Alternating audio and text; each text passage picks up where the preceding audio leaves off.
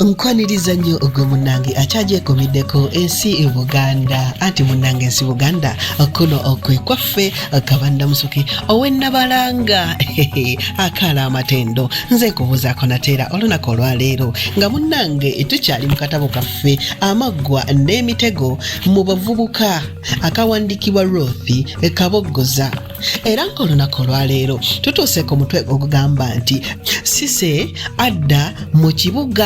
Munnange Cissy agenda okudda ku kibuga ng'omwoyo gwa munne gumuwunguse kyokka ng'amaliridde obutaddayo kwagala mulenzi yenna mu ngeri y'okuganza olw'ebyo sengaawe bye yali amugambye n'olwa munne ebyamutuukako. Cissy yakaluubirirwa nnyo ebiseera ebyasooka kuba olumu yasanganga munne Joshua naye nga tasobola kumugamba nti munnange nkukyaye. Kale kyeyava amulimba okutuusa omulenzi lwe yava ku muwala ng'alaba amutimba butimbibbula. Mu kiseera ekyo Cissy yalungiwa n'akamala era buli mulenzi oba omusajja eyamutunulangako nga gwe yeegwanyiza ng'amwegwanyiza kumuwasa oba kumwagala yabanga atambula ng'oluusi bamwogerako agagambo nga gano, mwana muwala walungiwa Katonda n'amala akumpa n'ebirala eby'okwerigosola. Leero bwe kaamutandanga n'agenda ku kisiteegi mbwa afune emmotoka nga nti n'ensimbi tebazimusaba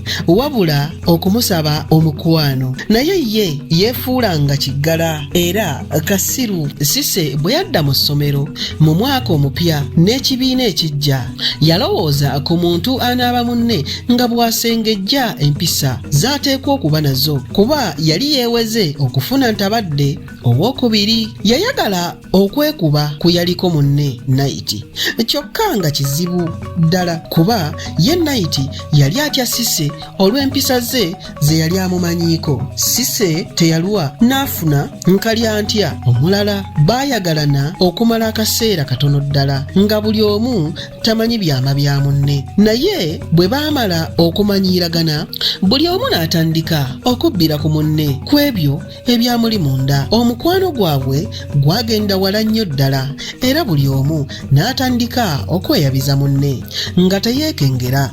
Lumu baali batambula nga badda ewaabwe. Munne wa Cissy oyo eyayitibwanga Namuganyi n'akeebukamu katono n'oluvannyuma n'alyoka agamba munne nti Cissy okko Cissy nti kiki ko ye nti tewali okko Cissy nti bambi mbuulira.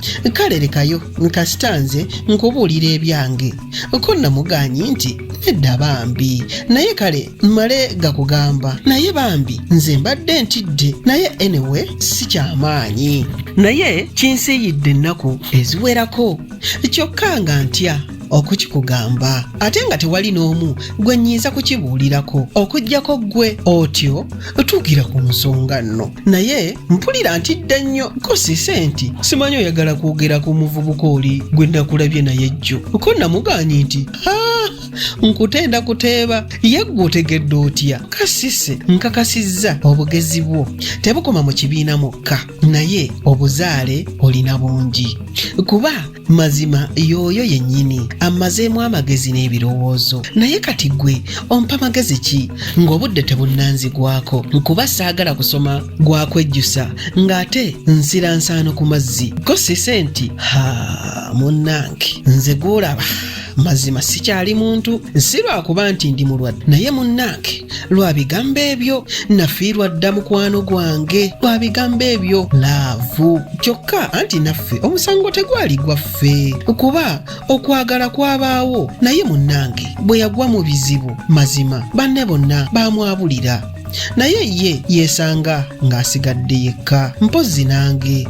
Kale oluvannyuma okugenda okukakkana nga ye ze mbuyaga ezikunta era nga ze zikaza engoye awo Cissy amaziga ne gamuyunguka naye oluvannyuma yaddamu amaanyi n'addamu munne kye yali amubuuzizza nti mukwano gwange Namuganyi kati we tutuuse sikyayinza kukugaana bw'oba nti ddala omuntu oyo tali kwabulira mu buzibu kyokka nkukuutira okwegendereza ennyo ddala si kulwa ng'okomba mu kyekkobe.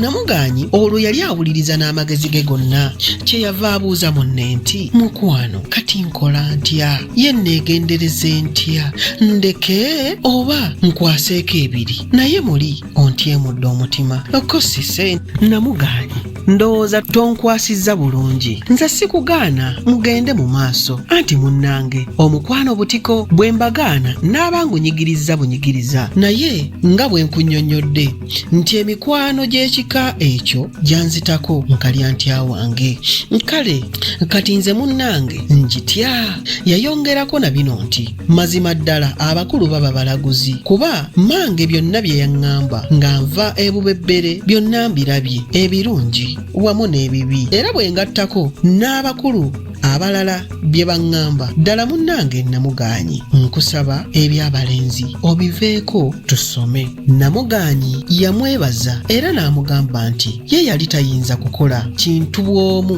nga ye tamanyi oba nga takkiriza era n'amugamba nti ye yali akiwuliddeko naye n'alowooza nti bigambo by'abantu nti mpozzi baali bamulimba lwakuba ye yali mujja mu ssomero.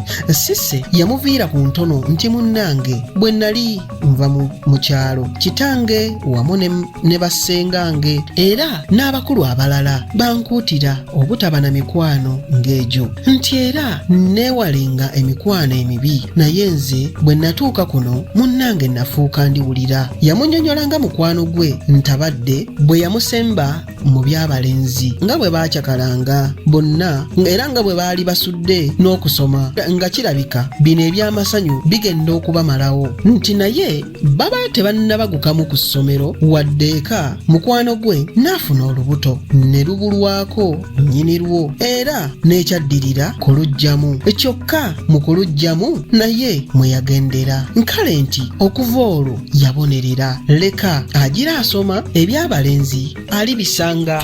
Ne munne Namugaanyi yamatira era n'amugamba nti ye teyali mpulukutu za musota nti kale asome abasajja alibasanga nti anti n'abasajja abalungi ndagala nnamu teziggwa mu lusuku. Abaana abo baasoma nga bayita mu kutegganyizibwa okungi ennyo naye bambi Katonda yabayamba era ne bamaliriza bulungi omusomo gwabwe ng'ebibuuzo bimaze okudda era ng'abayise balowooza ku ky'okukola.